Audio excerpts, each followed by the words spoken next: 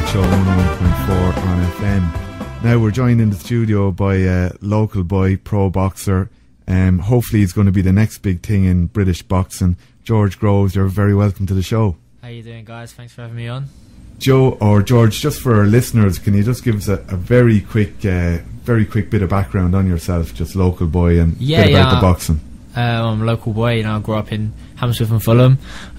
So yeah, I'm just trying to make it in the pro world at the moment, in the pro boxing world. I've been professional for a year now. As an amateur, I won 2 ABA titles. That was my sort of claim to fame as well. And decided, I wanted to have a crack at this professional boxing lark. Was it always in your mind, George, that you wanted to turn pro when you were an amateur? Yeah, it's always been a dream of mine. It was my main focus, since I ever started when I was 7 and 8 years old. I always wanted to be a professional world champion boxer, and feel like I'm living the dream at the moment. I'm trying to get there, and it's going well at the moment, so I'm happy. Your first pro win, George, you've had 4 pro wins so far, is that right? Yeah, that's correct. Yeah, I've got my 5th fight coming up next week. It's gone well so far, 4 out of 4. I've had 3 knockout wins as well, so I think I'm starting to turn heads, with the performances. So if it keeps going, then I'm on track. How did that first pro win feel, George? Was it your biggest buzz in your whole career of boxing? Yeah, I've had some big buzzes, but that was something new and exciting. It was different in that I'd never stepped in the professional ring, so I didn't know what to expect. But I'd had so many fights in my boxing and kickboxing background. I didn't have any nerves or anything like that. I outboxed on David Haye's undercard, at the O2 Arena, so it was a massive fight for me. I was buzzing about boxing in that huge arena. It was fantastic. So it sounds like it was everything you expected the pro game to be: big arena, lots of people, big crowds, a bit of like showbiz to it and all that. Yeah, exactly. That's what I think pro boxing's about. That's what you need to do. You need to entertain people. It's a show business. Is as much as it is a sport. So if you're gonna do well, you need to entertain. You need to put on a show. What was the biggest difference from amateur boxing, going going into pro?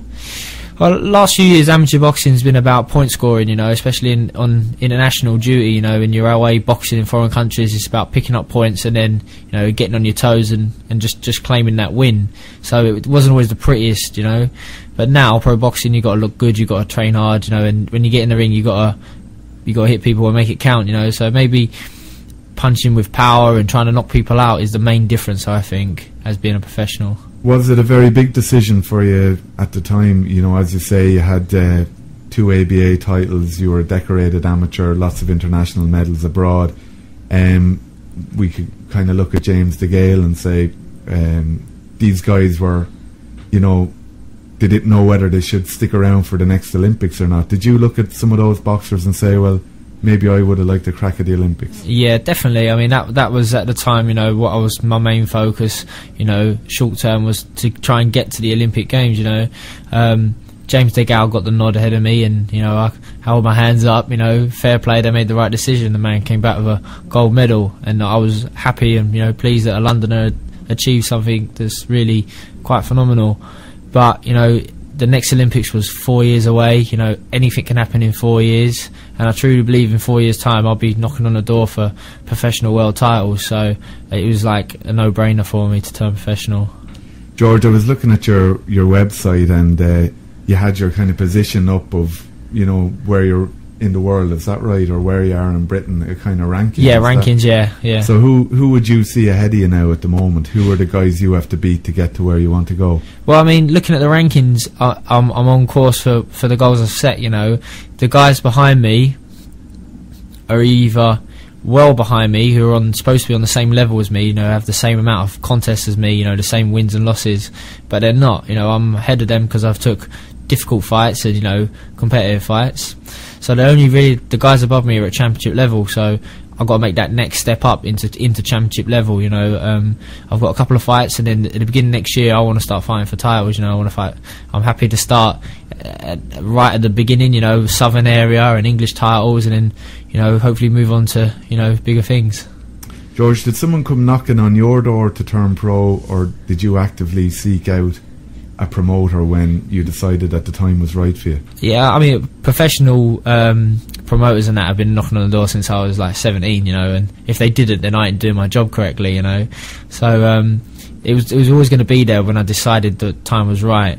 And I decided before my last ABAs that, you know, I sat down with my amateur coach. I said, I want to win the ABAs for my club, you know. I want to do something to be remembered, you know, and then I want to go pro, you know. I've made that decision. I wanted to go pro before the Olympics, no matter who did what there, you know. I've made that decision. And then, you know, rumours slip out pretty quick, and then all of a sudden everyone was, you know, wanting to meet up and have chats and see what's best for me, you know. And I sat down and I had a long think, you know, with my family and my girlfriend. She helped me out a lot, and we come to the decision that, you know, Hayemaker was the best thing for me, signing with Hayemaker Boxing. And you're delighted with that decision so far? Yeah, I mean, Hayemaker Boxing struggled as late because of the demise of Satanta Boxing, so they don't have any TV, you know, so you don't get the exposure.